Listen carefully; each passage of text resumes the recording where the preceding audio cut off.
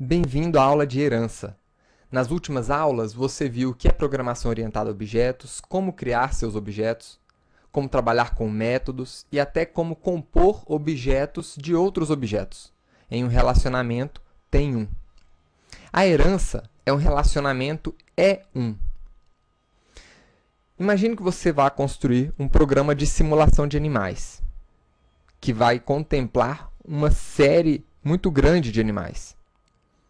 Vamos pegar apenas 3 animais: um cachorro, uma coruja e uma galinha. Todos esses animais, eles têm algumas características semelhantes. Todos eles vão ter uma foto, um peso, um tipo de comida. Todos vão poder comer, dormir, se movimentar, fazer barulho. E alguns vão ter alguns atributos, métodos diferentes. Um cachorro pode enterrar um osso. Uma galinha pode voar e pode botar ovos. A herança, ela permite que você possa reaproveitar códigos. Imagine a dificuldade que seria você manter uma aplicação com 100 animais, onde todos esses animais tenham esses atributos semelhantes e você tivesse que alterar o método dormir de todos os animais.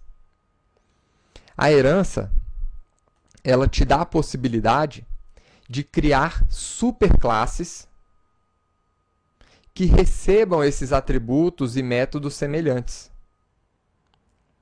Então, no nosso caso específico, nós poderíamos criar uma classe animal e tanto o cachorro, como coruja, como galinha, poderiam ser filhas dessa classe, ou seja, poderiam ser subclasses dessa superclasse. Dizendo de uma outra forma, um cachorro também seria um animal. Uma coruja é um animal e uma galinha é um animal. E você pode evoluir isso ainda mais. Sabendo que coruja e galinha também têm algumas características semelhantes, você pode criar um outro nível de superclasse, chamado ave, que receba essas características semelhantes, e então a coruja passaria a ser uma ave, que é também um animal. E a mesma coisa a galinha. E o cachorro estenderia direto uma classe animal. Percebam que eu falei a palavra estender. É com essa palavra em inglês, extends, que a gente transforma uma classe em subclasse de uma outra classe. Quando uma classe herda de outra, significa dizer que ela pode utilizar, que ela passa a ter todos os seus métodos e atributos. Vamos começar criando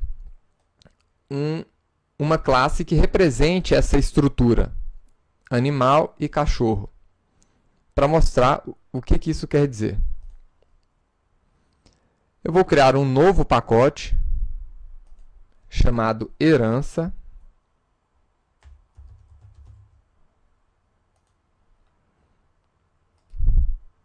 E dentro dele, vamos criar a nossa classe cachorro.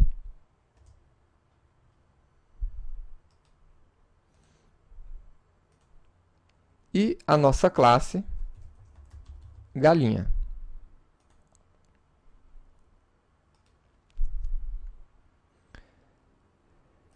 Essas duas classes, elas têm algumas características semelhantes, né? As duas têm peso, têm um tipo de comida específica. Tanto o cachorro como galinha podem dormir, podem fazer barulho.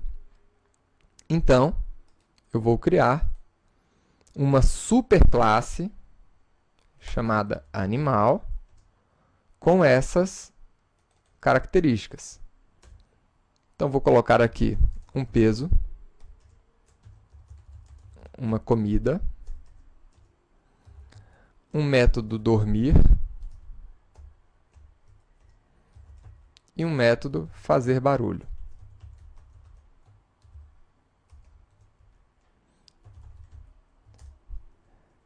O método fazer barulho vai imprimir na tela o texto fazer barulho. E dormir, o texto dormiu. A partir de agora, a gente pode utilizar essa classe animal como a superclasse desses outros animais aqui. Com a palavra extends, a gente define o pai dessa classe. Nós só podemos ter uma classe pai, mas essa classe pai pode estender de outras classes também. E aqui, extends, animal também. A partir de agora, essas classes, elas têm acesso àqueles métodos e atributos da classe animal. Crie uma classe de teste. Animal teste. Com o método main.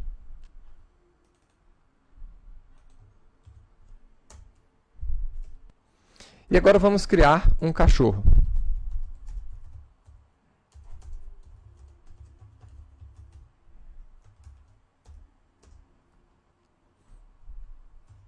Então, se esse cachorro não estivesse estendendo da classe animal, a gente não teria como executar nenhum método, certo? Mas, com essa classe estendendo a classe animal, nós podemos executar o método dormir, fazer barulho e os atributos comida e peso. Então, poderíamos colocar aqui comida, carne,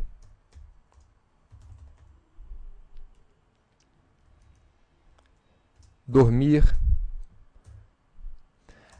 A mesma coisa se aplica com a galinha.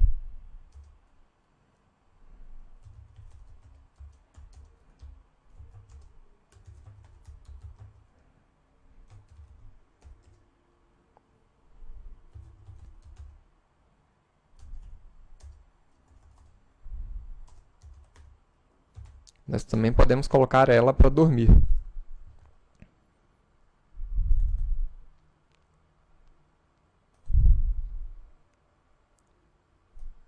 Tá aí. O resultado é que os dois animais dormiram.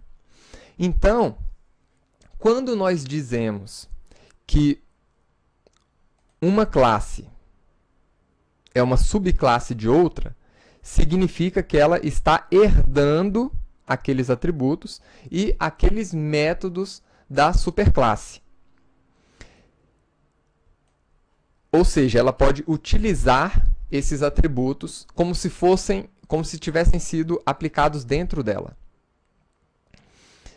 Agora, como é que a gente cria uma herança, né? Tem alguns passos que a gente deve executar. Primeiro, a gente vai procurar, né, os objetos que possuem atributos e comportamentos em comum, como foi feito aqui no início.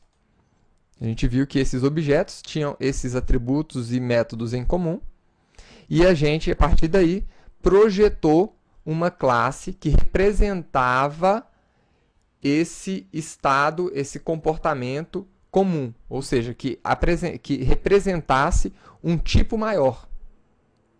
Depois a gente evoluiu essa abstração e viu que outras classes também tinham outros métodos e atributos em comum, e a gente chegou a um nível adequado aqui para a nossa implementação. Tá? Agora, imagine aqui nessa situação. A gente viu a implementação de cachorro estendendo o animal direto. Então, quando eu executo o método dormir, eu estou executando o método que está aqui na superclasse animal. Se eu estiver aqui em galinha e pedir para ela botar um ovo, eu vou executar qual método? Esse daqui. Né? E se eu executar o método dormir? Esse outro aqui. E se porventura eu tivesse construído um método dormir aqui dentro de galinha?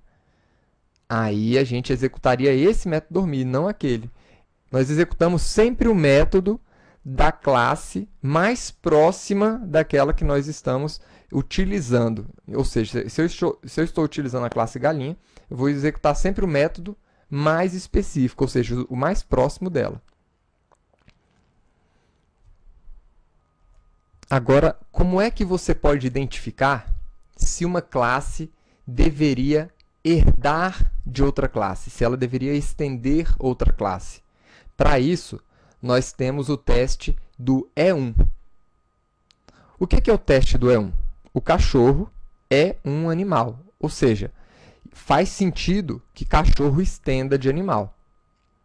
A galinha, ela é uma ave, ou seja, faz sentido que a galinha estenda de ave.